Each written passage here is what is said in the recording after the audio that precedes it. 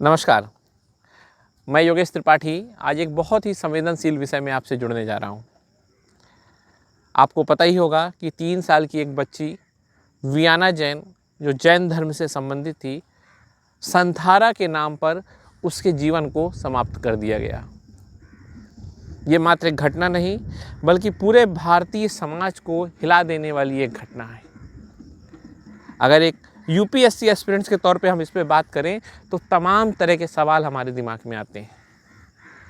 पहला सवाल मानवता बनाम धर्म का है। आखिर एक धर्म बड़ा है कि मानवता बड़ी है? जिस धर्म को मानवता की सेवा के लिए लाया गया, वो धर्म आज कैसे मानवता के लिए एक खतरा बन रहा है? वहीं दूसरी तरफ राज्य बनाम समाज का भी ये विषय है कि धर्म के नाम पर एक 3 साल की बच्ची को एक प्रकार से हत्या की जाती है, और समाज जब ये कार्य कर रहा है तो राज्य किधर था? कहाँ था आर्टिकल 21? कहाँ था आर्टिकल 14? और कहाँ था वो भारतीय संविधान की उद्देशिका जो हर व्यक्ति को न्याय की बात करती है? और इसमें वो वियाना जैन भी एक बच्ची थी। हम भारत के लोग में वो वियाना जैन भी आती थी, जिसे भारतीय प्रस्तावना सभी तरह के अधिकार देने का दावा करती है। तमाम तरह की उलझनें हमारे दिमाग में आ जाती हैं, लेकिन हम जब बात कर रहे हैं तो हमें बात करना है यूपीएससी एस्पिरेंट्स के तौर पे। हमें कोई सनसनी मुद्दा नहीं बनाना,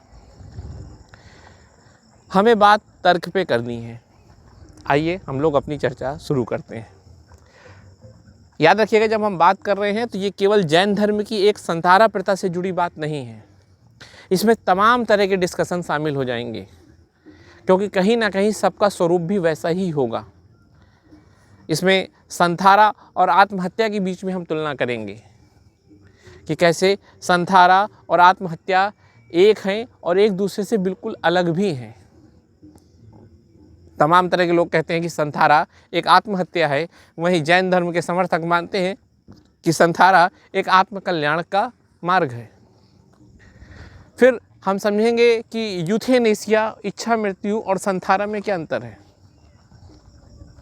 फिर संथारा और भारतीय संस्कृति में तमाम तरह के जौहर, भीष्म पितामह द्वारा इच्छा मृत्यु, उन सब की बात करेंगे। फिर इसमें सती प्रथा के पॉइंट ऑफ व्यू को भी जोड़ेंगे कि क्या सती प्रथा और संथारा में कुछ समानताएं तो नहीं है, और यदि सती प्रथा फिर ख़त्म कर दी गई तो संथारा क्यों नहीं। राज्य और धर्म की जो आपस में लड़ाई है उसको भी समझेंगे। कैसे आर्टिकल 25 जो कॉन्स्टिट्यूशन का हमें धर्म की स्वतंत्रता देता है, कैसे वो आर्टिकल 21 के साथ आपस में कन्फ्लिक्ट करता हुआ दिखता है। सोचिए, 3 साल की बच्ची का अगर आर्टिकल 25 हमने संभाला, उसे स्वतंत्रता दिया, धर्म की स्वतंत्रता दिया, तो उसका आर्टिकल 21 तो हमने ख़त्म कर दिया। और एक तमाम सवालों के बाद एक मेरा सवाल, क्या उस बच्ची को ये जानकारी भी थी कि वो जैन धर्म से है? कहीं वो बच्ची माता पिता के लिए एक साधन तो नहीं बन गई, या जो उनके धर्म गुरु थे उसके लिए साधन तो नहीं बन गई? और कांट की नैतिकता के हिसाब से देखें तो ये तो बिल्कुल फिर अनैतिक हो जाएगा। तमाम तरह के उलझने, तमाम तरह के सवाल हैं, सब पे हमें आज बात करनी है। इसीलिए मैंने ये जगह चुनी, यहाँ पर हम शांति के साथ इस पर चर्चा कर सकेंगे। और मैं आपको किसी भी तरह का कोई जजमेंट नहीं दे रहा। अभी तक जो मैंने बातें की हैं ना, वो केवल आपके दिमाग में कई तरह के सवाल पैदा किए हैं, और उन सवालों का जवाब भी आपको ढूंढना है। मैं कोई जवाब देने नहीं जा रहा। आपका जवाब क्या है ये आपको देना है, कमेंट के माध्यम से बताना है। मैं केवल कुछ चर्चा करना चाहूँगा आपसे। सबसे पहले बात करते हैं, संथारा क्या है। संथारा जैन दर्शन की एक मान्यता है, जिसको मोक्ष के साधन के तौर पे देखा जाता है। जैन दर्शन में माना जाता है कि जो मनुष्य की आत्मा है वो मूलतः एक बहुत पवित्र संस्था है, और उसमें अनंत चतुष्टय अर्थात 4 विशेषताएं अनंत रूप में शामिल होती हैं। और जब मनुष्य कर्म करता है तो ये उसकी अनंत विशेषताएं कमज़ोर हो जाती हैं, और मनुष्य एक शरीर से जुड़ जाता है। थोड़ी कठिन लग रहा होगा, सरल भाषा में मैं इसको समझा देता हूँ। जैसे एक पेज है, पेपर, ये अपने मूल स्वरूप में बिल्कुल सफ़ेद और चमकदार होगा, लेकिन जब इसमें कुछ तेल लग जाएगा और तेल लगने के बाद जब इसमें धूल के कण चिपकते चले जाएंगे तो कुछ समय बाद आप देखेंगे कि वो पेपर अपना मूल स्वरूप खो चुका होगा और एक मटमैला और गंदा पेपर लगने लगेगा। जब वो मटमैला और गंदा पेपर लगने लगेगा तो आप क्या करोगे? उसे उठाओगे और झाड़ोगे। झाड़ना मतलब उसे स्वीप करोगे, साफ करोगे और देखोगे वो फिर से अपनी मूल स्थिति में आ जाएगा।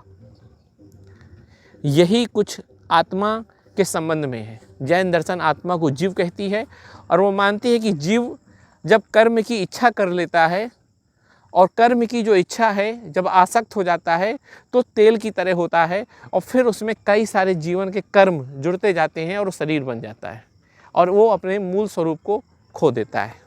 कठिन लग रहा होगा, परेशान होने की कोई ज़रूरत नहीं है, क्योंकि मेरा काम हर पहलू को बहुत अच्छे से समझाना है तो मैंने वो बता दिया। जब मनुष्य को ये बात पता चल जाती है कि वो अपने मूल स्वरूप में नहीं है, उसका मूल स्वरूप तो बहुत सुंदर, बहुत ही अच्छा था, तो फिर वो अपने मूल स्वरूप में आने की जब बात करता है तो क्या करेगा? सारे कर्म को बाहर निकालेगा, अपने सारे धूल के कण को बाहर निकालेगा। और इसी के लिए जैन दर्शन में एक संथारा प्रथा है जिसमें व्यक्ति सबसे पहले भोजन छोड़ता है, फिर पानी, और अंत में किसी भी तरह का भोजन और पानी ना करते हुए अपने इस शरीर को, भौतिक शरीर को छोड़ देता है। ये सेम वैसे ही है जैसे पेज जो पहले बिल्कुल साफ़ सफ़ेद था, गंदगी के बाद उसे जब झाड़ते हैं तो अपने मूल स्वरूप में आ जाता है। वैसे ही ये शरीर जो हमारा है वो हमारी जीव मूल आत्मा है जो उसके ऊपर एक गंदगी के तौर पे है और इसको हम जब निकाल देते हैं तो सब कुछ अच्छा हो जाता है। यहाँ तक आपको बात समझ में आ गई? तो जैन दर्शन की ये थ्योरी है, मैंने आपको बता दिया। अब बात करते हैं कि संथारा जो है उसको भारतीय राज्य कैसे देखता है। भारत में ये घटना जब घटी, ये घटना आज की घटना नहीं है, चंद्रगुप्त मौर्य से समय से चली आ रही है और रत्न कई जैसे इसमें रचनाएं हैं उसमें भी ये सब उल्लेख मिलता है, जैसे आचरांग सूत्र में भी इसकी व्याख्या मिलती है। और 2015 में ये मामला हाई कोर्ट में पहुंचा, राजस्थान हाई कोर्ट में। उसमें एक संस्था ने इस पे सवाल उठाया कि जो संथारा है वो एक प्रकार से आत्महत्या है और आत्महत्या में भी मृत्यु को आदमी इंसान प्राप्त होता है, संथारा में भी इंसान मृत्यु को प्राप्त होता है, और दोनों में, आत्महत्या में भी मनुष्य अपने आप से प्रयास करता है और संथारा में भी मनुष्य अपने आप से प्रयास करता है। और इस तरह से ये बात रखी गई और राजस्थान के हाई कोर्ट ने इसको मान्यता मत दिया और राजस्थान हाई कोर्ट ने ये बात स्पष्ट कर दी कि संथारा एक आत्महत्या जैसा ही प्रक्रिया है या गैर कानूनी है, क्योंकि भारतीय न्याय संहिता जो है, अर्थात भारत की जो न्याय के कानून लिखे गए हैं उसमें आत्महत्या को गैर कानूनी माना गया है। अगर आप धारा 306 और धारा 309 देखेंगे तो उसमें ये बात लिखी हुई है कि आत्महत्या एक गैर कानूनी अपराध है। ये 2015 के समय की बात है और इस तरह से हाई कोर्ट ने इसको रोक लगा दी। पर सुप्रीम कोर्ट ने इसकी सुनवाई में इस मामले को बिल्कुल से बदल दिया और सुप्रीम कोर्ट ने कहा कि नहीं, ऐसा नहीं है। और सुप्रीम कोर्ट ने जो बात कही उसमें आत्महत्या और संथारा को अलग अलग कर दिया और जो तर्क थे वो मैं आपके साथ साझा करता हूँ और थोड़ी एक कदम और आगे हम डिबेट में बढ़ाएंगे। इसमें पहला तर्क जो दिया गया संथारा को पवित्र और संथारा को आत्महत्या से अलग बताने का, उसमें ये दिया कि जो संथारा है वो समाज की स्वीकार्यता के साथ होता है। पूरे समाज से पूछा जाता है, गुरु का आदेश लिया जाता है और फिर जाके संथारा की तरफ आगे बढ़ा जाता है। लेकिन आत्महत्या इससे बिल्कुल अलग है। आत्महत्या एक गोपनीय विषय होता है और ये मनुष्य एकांत में करता है जबकि समाज की इच्छा के खिलाफ करता है। और इस तरह आत्महत्या और संथारा दोनों में मृत्यु प्राप्त होती है, परंतु दोनों की मृत्यु का तरीका अलग है। एक समाज की स्वीकार्यता के साथ है और एक समाज से गोपनीय तरीके से किया गया है। फिर एक कदम और आगे बढ़ते हैं। एक तरफ जो संथारा है वो मनुष्य अपने मूल स्वभाव में, होश हवास में और बड़े हर्ष के साथ चुनता है। लेकिन वहीं दूसरी तरफ अगर हम जाएं, बात करें जैन धर्म से अलग आत्महत्या की बात करें तो फिर आत्महत्या में व्यक्ति अवसाद में, डिप्रेशन में, तनाव में होता है और अपनी होश हवास में ना होकर निर्णय लेता है, और इस तरह से आत्महत्या संथारा से बिल्कुल अलग हो जाती है। दोनों में मृत्यु तो हो रही है, परंतु एक में जो मृत्यु है वो समाज की स्वीकार्यता के साथ है, उसमें मृत्यु को मोक्ष माना गया है, उसमें मृत्यु को आध्यात्मिक मार्ग के तौर पे माना गया है, और उसमें मनुष्य को ये माना जाता है कि मनुष्य इस पुनर्जन्म के मार्ग से मुक्ति पा गया। वहीं आत्महत्या जस्ट इसका बिल्कुल अपोजिट है, और जैन दर्शन में भी आत्महत्या को हिंसा माना गया है, वहीं संथारा को हिंसा नहीं माना गया। दोनों में बहुत अंतर है। ध्यान से देखिएगा कि जैन दर्शन में माना गया कि जो आत्महत्या है उसमें मनुष्य अपने आप को दुखी देता है, अपने आप को दुख में लाता है, और इसलिए यह हिंसा है, क्योंकि मनुष्य दुखवश ऐसा करता है। और जैन दर्शन में अहिंसा को सबसे प्रमुख माना गया है, इसलिए इस चीज़ को बिल्कुल गैर जैन दर्शन के अनुसार या गैर मान्यता प्राप्त माना गया है, और आत्महत्या को बहुत ही क्रिटिसिज्म किया गया है।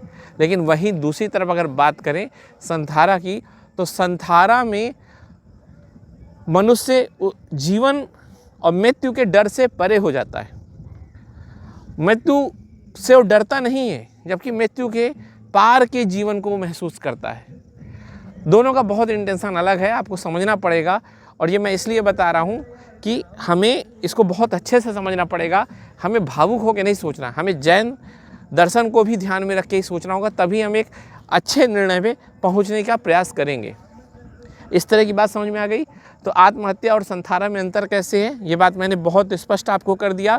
और अब बात करते हैं एक कदम और आगे, राज्य बनाम धर्म की। जैन दर्शन संथारा को मानता है कि ये उसके दर्शन का सबसे कोर है, और इसके साथ किसी भी तरह का छोड़-छाड़ नहीं होना चाहिए। संथारा के बिना जैन दर्शन अधूरा है। लेकिन राज्य वहीं आर्टिकल 21 के तहत कहता है कि प्रत्येक व्यक्ति को उसकी दैहिक स्वतंत्रता का अधिकार है, और लाइफ को डिग्निटी के साथ जीने का अधिकार है। तो यहाँ पर एक आपसी संघर्ष दिखता है कि राज्य एक तरफ व्यक्ति की सुरक्षा की बात करता है, व्यक्ति को एक बेहतर जीवन देने का वादा करता है, वहीं दूसरी तरफ धर्म व्यक्ति को एक ख़त्म होने की तरफ रास्ता दिखा रहा है। दोनों का अपना अलग अलग नज़रिया है। सोचिए, जब राज्य हमें हेलमेट लगाने से जोड़ने के लिए क्या क्या नहीं करता, क्योंकि वो चाहता है कि हम सब सुरक्षित रहें, हमारे सबके जीवन का अधिकार सुरक्षित रहे। हमें कोई गलत काम क्यों नहीं करने देता राज्य? अभी हम इस नदी के किनारे खड़े हैं, लेकिन एक सीमा के पार जाएंगे अगर हम, तो वो भी गैर कानूनी है, क्योंकि उससे हमारा जीवन खतरे में है। अगर मैं ये कहूँ कि मैं अपने मन से भी जा रहा हूँ, तब भी रोक दिया जाएगा, क्योंकि राज्य का ये दायित्व है कि आपके जीवन को सुरक्षित रखा जाए। अगर आप कोई चीज़ अनजाने में कर रहे हैं, या आप अभी कह रहे हो ज्ञान है, लेकिन आपको शायद ज्ञान ना हो तब, क्योंकि मृत्यु वापस तो नहीं आ सकती, जीवन तो। इसीलिए राज्य इसमें कड़ाई से पालन करता है, हेलमेट हो चाहे नदी के किनारे या आपके जीवन की सुरक्षा।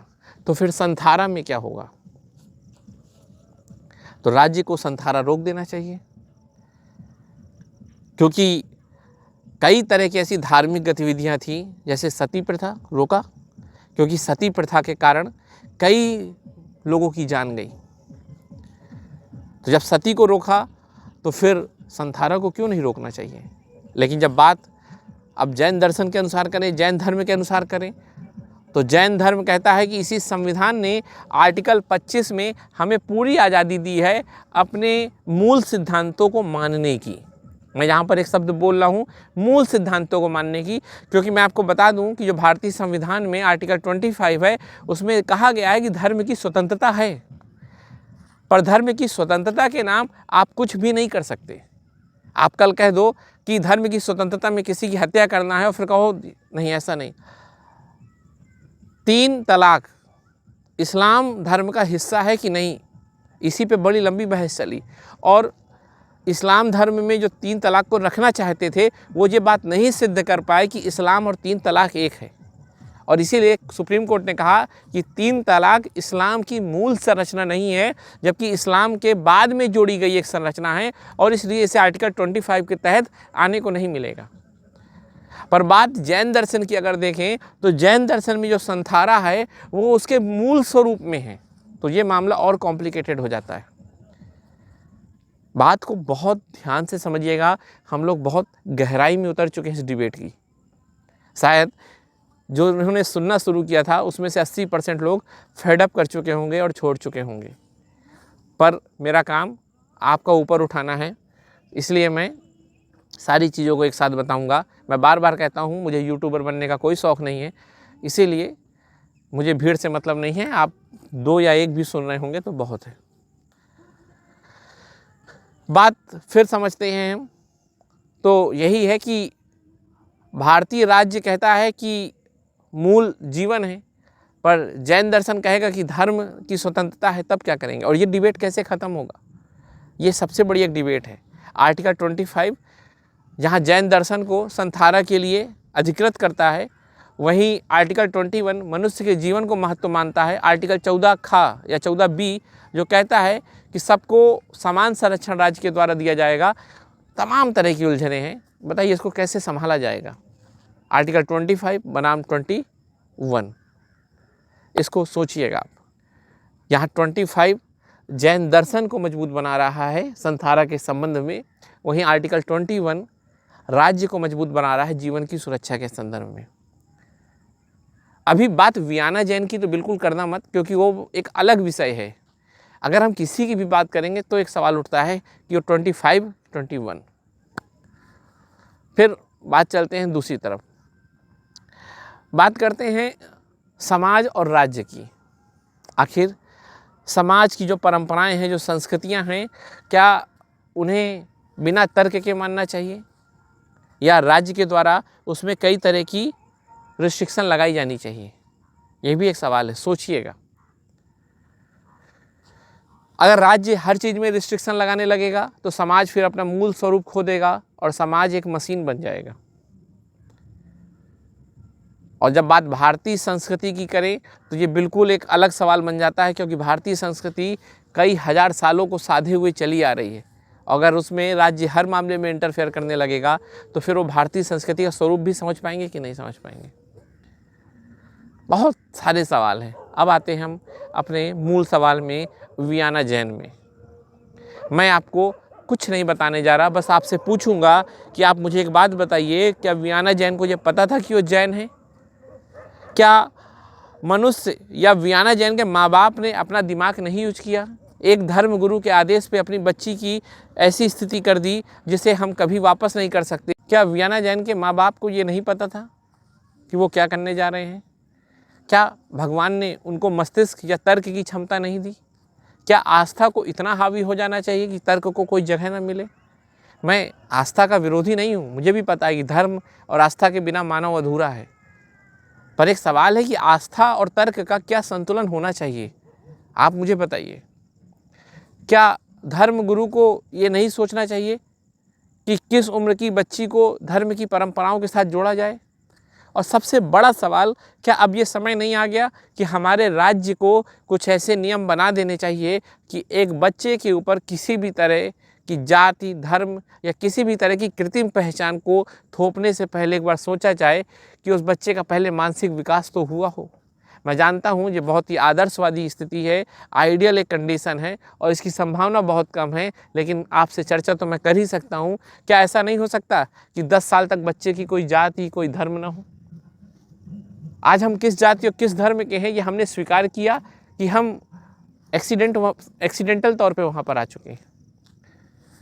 मेरे सवाल हैं केवल आपसे, और इनका सैद्धांतिक पक्ष का जवाब मुझे दीजिएगा, क्योंकि व्यवहारिक पक्ष बहुत कठिन है और मैं जानता हूँ कि व्यवहारिक पक्ष में अभी उलझना उचित नहीं है, क्योंकि बात यूपीएससी की तैयारी की है। बस आप सोच के बताइएगा। धन्यवाद।